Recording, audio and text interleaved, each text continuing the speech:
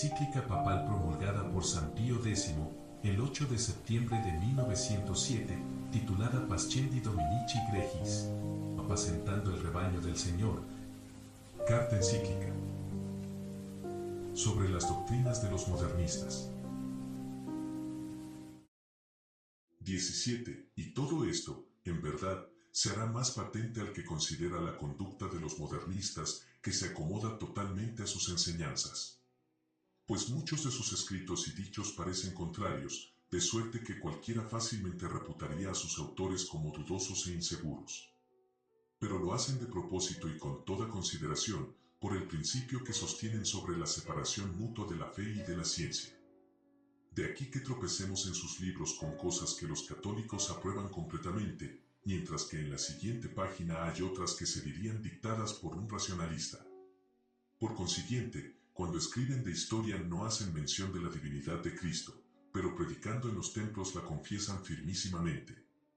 Del mismo modo, en las explicaciones de historia no hablan de concilios ni padres, mas, si enseñan el catecismo, citan honrosamente a unos y otros.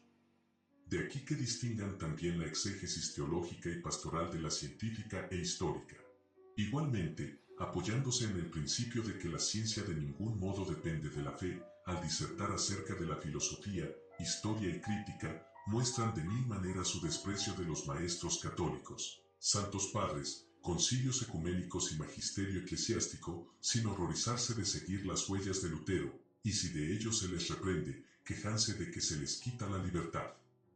Confesando, en fin, que la fe ha de subordinarse a la ciencia, a menudo y abiertamente censuran a la Iglesia, porque tercamente se niega a someter y acomodar sus dogmas a las opiniones filosóficas. Por lo tanto, desterrada con este fin la teología antigua, pretenden introducir otra nueva que obedezca a los delirios de los filósofos. A. La fe. 18. Aquí ya, venerables hermanos, se nos abre la puerta para examinar a los modernistas en el campo teológico. Mas, porque es materia muy escabrosa, la reduciremos a pocas palabras. Se trata, pues, de conciliar la fe con la ciencia, y eso de tal suerte que la una se sujete a la otra. En este género, el teólogo modernista usa de los mismos principios que, según vimos, usaba el filósofo, y los adapta al creyente, a saber, los principios de la inmanencia y el simbolismo. Simplicísimo es el procedimiento. El filósofo afirma, el principio de la fe es inmanente, el creyente añade, ese principio es Dios, concluye el teólogo, luego Dios es inmanente en el hombre. He aquí la inmanencia teológica. De la misma suerte es cierto para el filósofo que las representaciones del objeto de la fe son sólo simbólicas, para el creyente lo es igualmente que el objeto de la fe es Dios en sí. El teólogo, por tanto, infiere, las representaciones de la realidad divina son simbólicas. He aquí el simbolismo teológico. Errores, en verdad grandísimos, y cuán perniciosos sean ambos, se descubrirá al verse sus consecuencias. Pues, comenzando desde luego por el simbolismo, como los símbolos son tales respecto del objeto, a la vez que instrumentos respecto del creyente, ha de precaverse éste ante todo, dicen, de adherirse más de lo conveniente a la fórmula, en cuanto fórmula, usando de ella únicamente para unirse a la verdad absoluta, que la fórmula descubre y encubre juntamente, empeñándose luego en expresarlas, pero sin conseguirlo jamás. A esto añaden, además, que semejantes fórmulas debe emplearlas el creyente en cuanto le ayuden, pues se le han dado para su comodidad y no como impedimento, eso sí, respetando el honor que, según la consideración social, se debe a las fórmulas que ya el magisterio público juzgó idóneas para expresar la conciencia común y en tanto que el mismo magisterio no hubiese declarado otra cosa distinta. ¿Qué opinan realmente los modernistas sobre la inmanencia? Difícil es decirlo, no todos sienten una misma cosa. Unos la ponen en que Dios, por su acción, está más íntimamente presente al hombre que éste a sí mismo, lo cual nada tiene de reprensible si se entendiera rectamente. Otros, en que la acción de Dios es una misma cosa con la acción de la naturaleza, como la de la causa primera con la de la segunda, lo cual, en verdad, destruye el orden sobrenatural. Por último, hay quienes la explican de suerte que den sospecha de significación panteísta, lo cual concuerda mejor con el resto de su doctrina. 19. A este postulado de la inmanencia se junta otro que podemos llamar de permanencia divina. Difieren entre sí, casi del mismo modo que difiere la experiencia privada de la experiencia transmitida por tradición. Aclarémoslo con un ejemplo sacado de la Iglesia y de los sacramentos. La Iglesia, dicen, y los sacramentos no se ha de creer, en modo alguno, que fueran instituidos por Cristo. Lo prohíbe el agnosticismo, que en Cristo no reconoce sino un hombre, cuya conciencia religiosa se formó, como en los otros hombres, poco a poco. Lo prohíbe la ley de inmanencia, que rechaza las que ellos llaman externas aplicaciones. Lo prohíbe también la ley de la evolución, que pide, a fin de que los gérmenes se desarrollen, determinado tiempo y cierta serie de circunstancias consecutivas. Finalmente, lo prohíbe la historia, que enseña cómo fue en realidad el verdadero curso de los hechos. Sin embargo, debe mantenerse que la Iglesia y los sacramentos fueron instituidos mediatamente por Cristo. ¿Pero de qué modo? Todas las conciencias cristianas estaban en cierta manera incluidas virtualmente, como la planta en la semilla, en la ciencia de Cristo. Y como los gérmenes viven la vida de la simiente, así hay que decir que todos los cristianos viven la vida de Cristo. Mas la vida de Cristo, según la fe, es divina, luego también la vida de los cristianos. Sí, pues, esta vida, en el transcurso de las edades, dio principio a la Iglesia y a los sacramentos. Con toda razón se dirá que semejante principio proviene de Cristo y es divino. Así, cabalmente concluyen que son divinas las sagradas escrituras y divinos los dogmas. A esto, poco más o menos, se reduce, en realidad, la teología de los modernistas, pequeño caudal, sin duda, pero sobreabundante si se mantiene que la ciencia debe ser siempre y en todo obedecida. Cada uno verá por sí fácilmente la aplicación de esta doctrina a todo lo demás que hemos de decir. B. El dogma. 20. Hasta aquí hemos tratado del origen y naturaleza de la fe.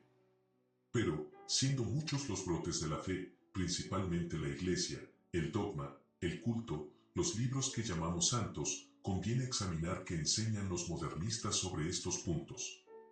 Y comenzando por el dogma, cual sea su origen y naturaleza, arriba lo indicamos.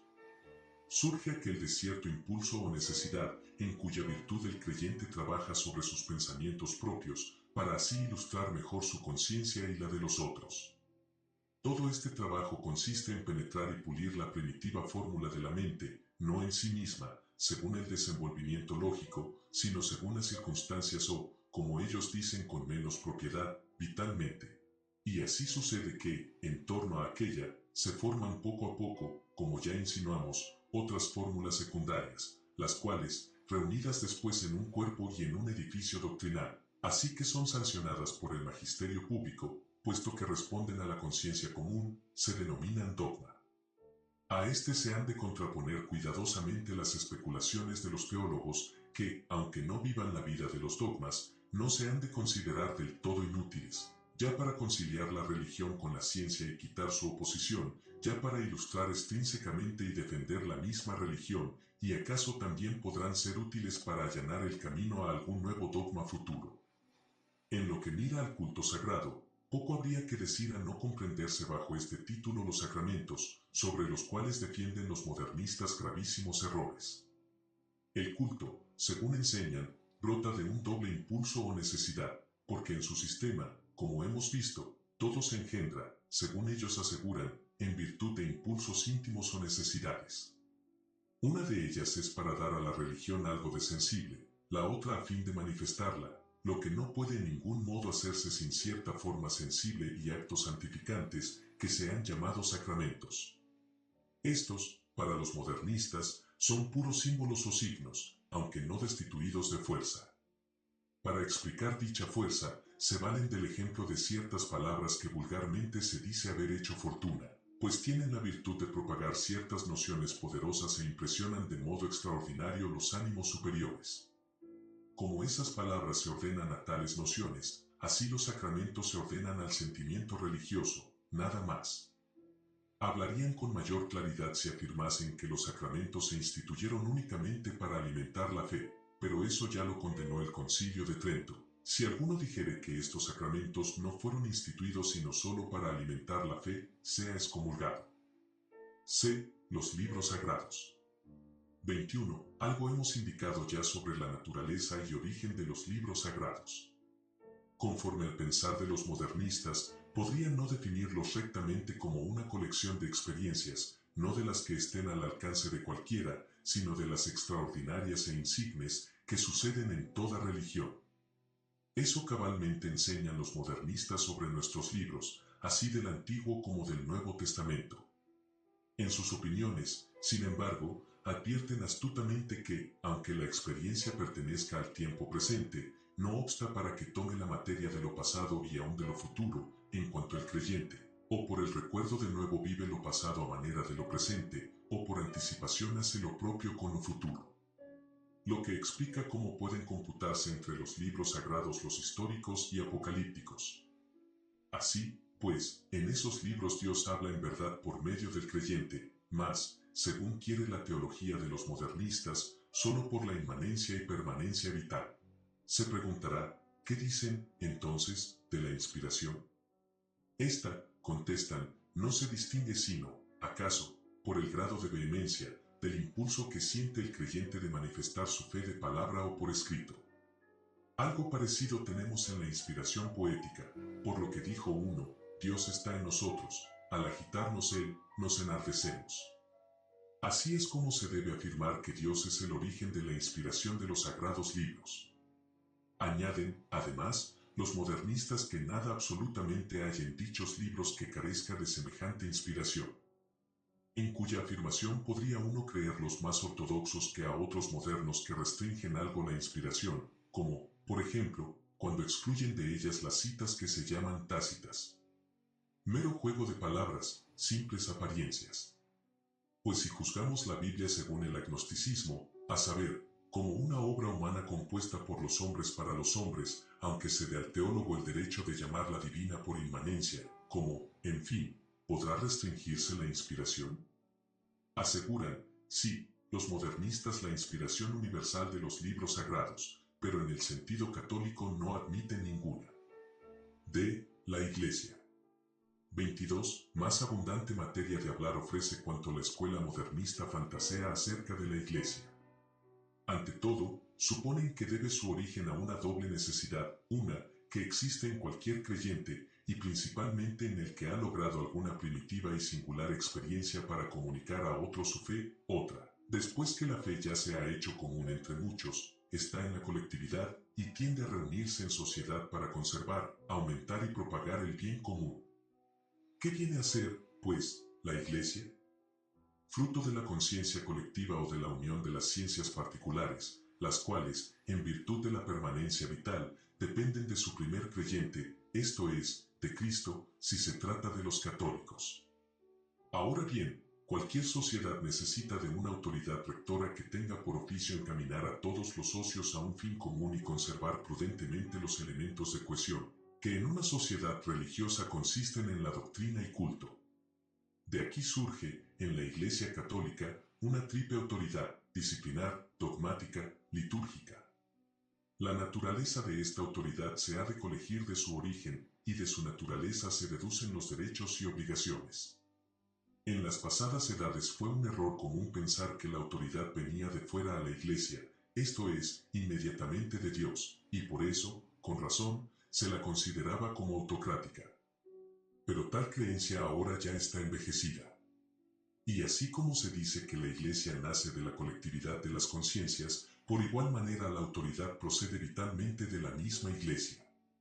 La autoridad, pues, lo mismo que la Iglesia, brota de la conciencia religiosa, a la que, por lo tanto, está sujeta, y, si desprecia esa sujeción, obra tiránicamente.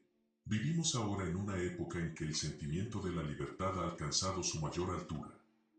En el orden civil, la conciencia pública introdujo el régimen popular. Pero la conciencia del hombre es una sola, como la vida. Luego, si no se quiere citar y fomentar la guerra intestina en las conciencias humanas, tiene la autoridad eclesiástica el deber de usar las formas democráticas, tanto más cuanto que, si no las usa, le amenaza la destrucción. Loco, en verdad, sería quien pensara que en el ansia de la libertad que hoy florece pudiera hacerse alguna vez cierto retroceso. estrechada y acorralada por la violencia, estallará con más fuerza y lo arrastrará todo, iglesia y religión, juntamente. Así discurren los modernistas, quienes se entregan, por lo tanto, de lleno a buscar los medios para conciliar la autoridad de la Iglesia con la libertad de los creyentes. 23. Pero no solo dentro del recinto doméstico tiene la Iglesia gentes con quienes conviene que se entienda amistosamente, también las tiene fuera. No es ella la única que habita en el mundo, hay asimismo otras sociedades a las que no puede negar el trato y comunicación. ¿Cuáles, pues, sean sus derechos, cuáles sus deberes en orden a las sociedades civiles es preciso determinar, pero ello tan solo con arreglo a la naturaleza de la Iglesia, según los modernistas nos la han descrito. En lo cual se rigen por las mismas reglas que para la ciencia y la fe mencionamos. Allí se hablaba de objetos, aquí de fines.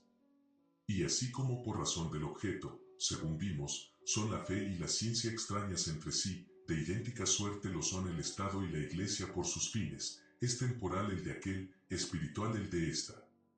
Fue ciertamente lícito en otra época subordinar lo temporal a lo espiritual y hablar de cuestiones mixtas, en las que la Iglesia intervenía cual reina y señora, porque se creía que la Iglesia había sido fundada inmediatamente por Dios, como autor del orden sobrenatural. Pero todo esto ya está rechazado por filósofos e historiadores. Luego el Estado se debe separar de la Iglesia, como el católico del ciudadano. Por lo cual, todo católico, al ser también ciudadano, tiene el derecho y la obligación, sin cuidarse de la autoridad de la Iglesia, pospuestos los deseos, consejos y preceptos de ésta, y aun despreciadas sus reprensiones, de hacer lo que juzgue más conveniente para utilidad de la patria. Señalar bajo cualquier pretexto al ciudadano el modo de obrar es un abuso del poder eclesiástico que con todo esfuerzo debe rechazarse. Las teorías de donde estos errores manan, venerables hermanos, son ciertamente las que solemnemente condenó nuestro predecesor Pío VI en su Constitución Apostólica Auctorem Fidei. 24. Mas no le satisface a la escuela de los modernistas que el Estado sea separado de la Iglesia. Así como la fe, en los elementos, que llaman, fenoménicos, debe subordinarse a la ciencia, así en los negocios temporales la Iglesia debe someterse al Estado. Tal vez no lo digan abiertamente, pero por la fuerza del raciocinio se ven obligados a admitirlo. En efecto, admitido que en las cosas temporales solo el Estado puede poner mano, si acaece que algún creyente, no contento con los actos interiores de religión, ejecuta otros exteriores, como la administración y recepción de sacramentos, estos caerán necesariamente bajo el dominio del Estado. Entonces, ¿qué será de la autoridad eclesiástica? Como ésta no se ejercita sino por actos externos, quedará plenamente sujeta al Estado. Muchos protestantes liberales, por la evidencia de esta conclusión, suprimen todo culto externo sagrado, y aún también toda sociedad externa religiosa, y tratan de introducir la religión que llaman individual. Y si hasta ese punto no llegan claramente los modernistas, piden entre tanto, por lo menos, que la Iglesia, de su voluntad, se dirija a donde ellos la empujan y que se ajuste a las formas civiles. Esto por lo que atañe a la autoridad disciplinar. Porque muchísimo peor y más pernicioso es lo que opinan sobre la autoridad doctrinal y dogmática. Sobre el magisterio de la Iglesia, he aquí cómo discurren. La sociedad religiosa no puede verdaderamente ser una si no es una la conciencia de los socios y una la fórmula de que se valgan. Ambas unidas exigen una especie de inteligencia universal a la que incumbe encontrar y determinar la fórmula que mejor corresponda a la conciencia común, y a aquella inteligencia le pertenece también toda la necesaria autoridad para imponer a la comunidad la fórmula establecida. Y en esa unión como fusión, tanto de la inteligencia que elige la fórmula cuanto de la potestad que la impone, colocan los modernistas el concepto del magisterio eclesiástico. Como, en resumidas cuentas, el magisterio nace de las conciencias individuales y para bien de las mismas conciencias se le ha impuesto el cargo público, síguese forzosamente que depende de las mismas conciencias y que, por lo tanto, debe someterse a las formas populares. Es, por lo tanto, no uso, sino un abuso de la potestad que se concedió para utilidad prohibir a las conciencias individuales manifestar clara y abiertamente los impulsos que sienten, y cerrar el camino a la crítica impidiéndole llevar el dogma a sus necesarias evoluciones. De igual manera, en el uso mismo de la potestad, se ha de guardar moderación y templanza. Condenar y proscribir un libro cualquiera, sin conocimiento del autor, sin admitirle ni explicación ni discusión alguna, es en verdad algo que raya en tiranía. Por lo cual se ha de buscar aquí un camino intermedio que deje a salvo los derechos todos de la autoridad y de la libertad. Mientras tanto, el católico debe conducirse de modo que en público se muestre muy obediente a la autoridad, sin que por ello cese de seguir las inspiraciones de su propia personalidad. En general, he aquí lo que imponen a la Iglesia, como el fin único de la potestad eclesiástica se refiere solo a cosas espirituales. Se ha de desterrar todo aparato externo y la excesiva magnificencia con que ella se presenta ante quienes la contemplan.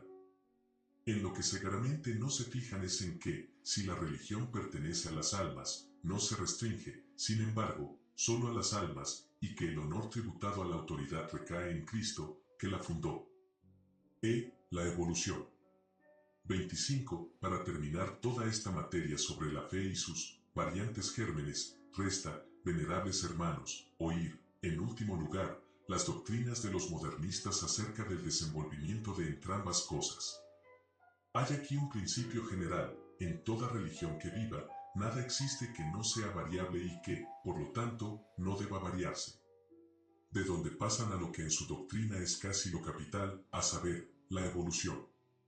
Sí, pues, no queremos que el dogma, la iglesia, el culto sagrado, los libros que como santos reverenciamos y aún la misma fe languidezcan con el frío de la muerte, deben sujetarse a las leyes de la evolución. No sorprenderá esto si se tiene en cuenta lo que sobre cada una de esas cosas enseñan los modernistas. Porque, puesta la ley de la evolución, hallamos descrita por ellos mismos la forma de la evolución. Y en primer lugar, en cuanto a la fe.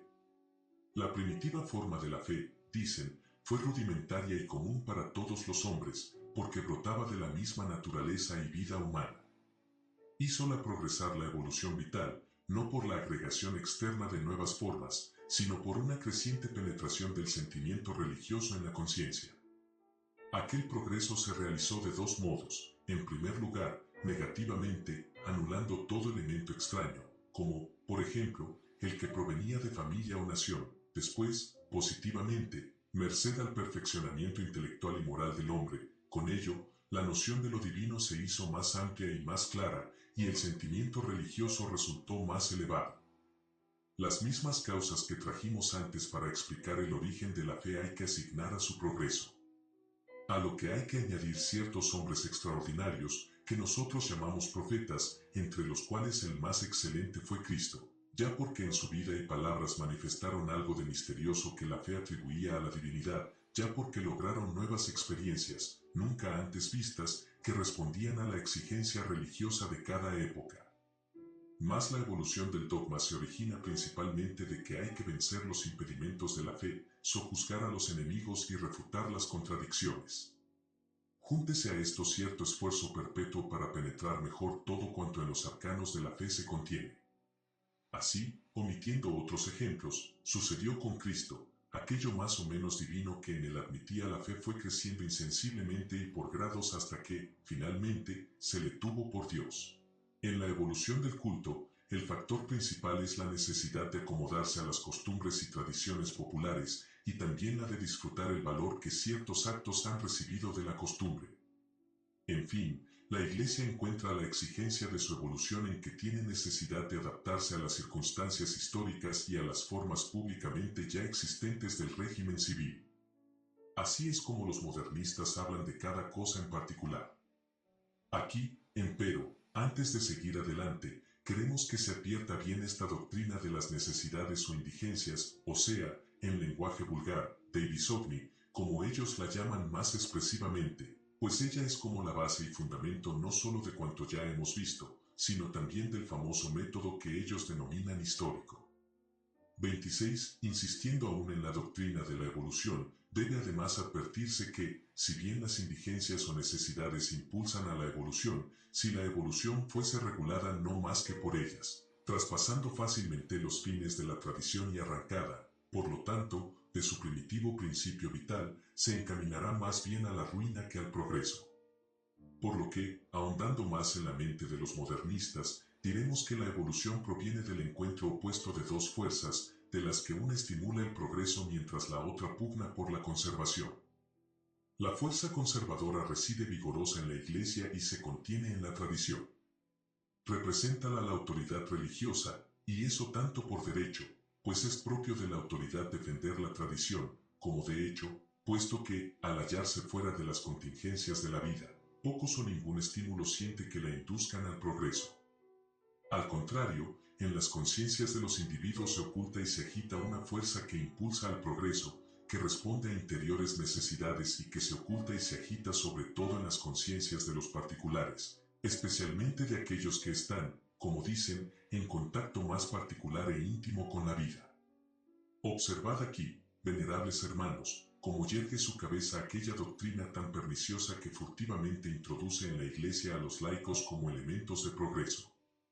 Ahora bien, de una especie de mutuo convenio y pacto entre la fuerza conservadora y la progresista, esto es, entre la autoridad y la conciencia de los particulares, nacen el progreso y los cambios.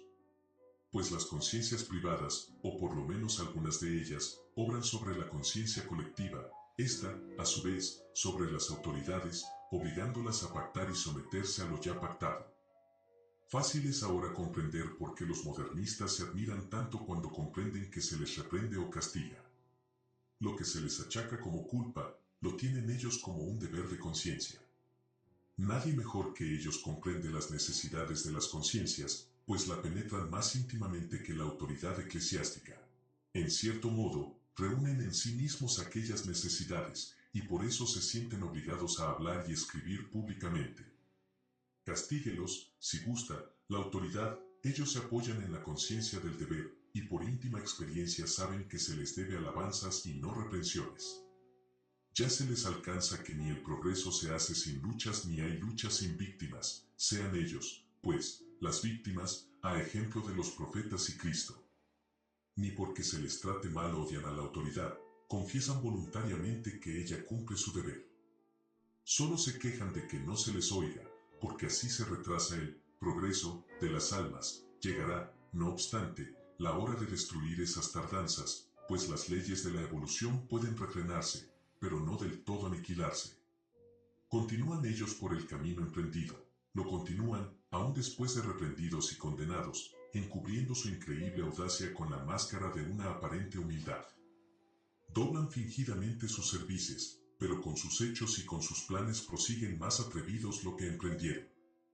Y obran así a ciencia y conciencia, ora porque creen que la autoridad debe ser estimulada y no destruida, ora porque les es necesario continuar en la Iglesia, a fin de cambiar insensiblemente la conciencia colectiva. Pero, al afirmar eso, no caen en la cuenta de que reconocen que disiente de ellos la conciencia colectiva, y que, por lo tanto, no tienen derecho alguno de ir proclamándose intérpretes de la misma. 27. Así, pues, venerables hermanos, según la doctrina y maquinaciones de los modernistas, nada hay estable, nada inmutable en la Iglesia. En la cual sentencia les precedieron aquellos de quienes nuestro predecesor Pío IX ya escribía, esos enemigos de la revelación divina, prodigando estupendas alabanzas al progreso humano, quieren, con temeraria y sacrílega osadía, introducirlo en la religión católica, como si la religión fuese obra de los hombres y no de Dios, o algún invento filosófico que con trazas humanas pueda perfeccionarse.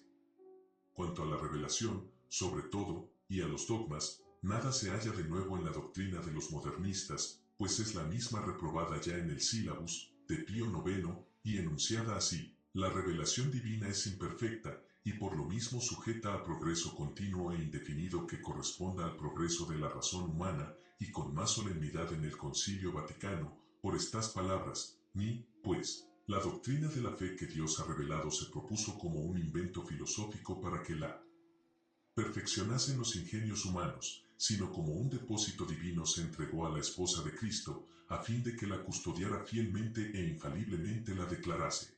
De aquí que se han de retener también los dogmas sagrados en el sentido perpetuo que una vez declaró la Santa Madre Iglesia, ni jamás hay que apartarse de él con color y nombre de más alta inteligencia. Con esto, sin duda, el desarrollo de nuestros conocimientos, aún acerca de la fe, lejos de impedirse, antes se facilita y promueve.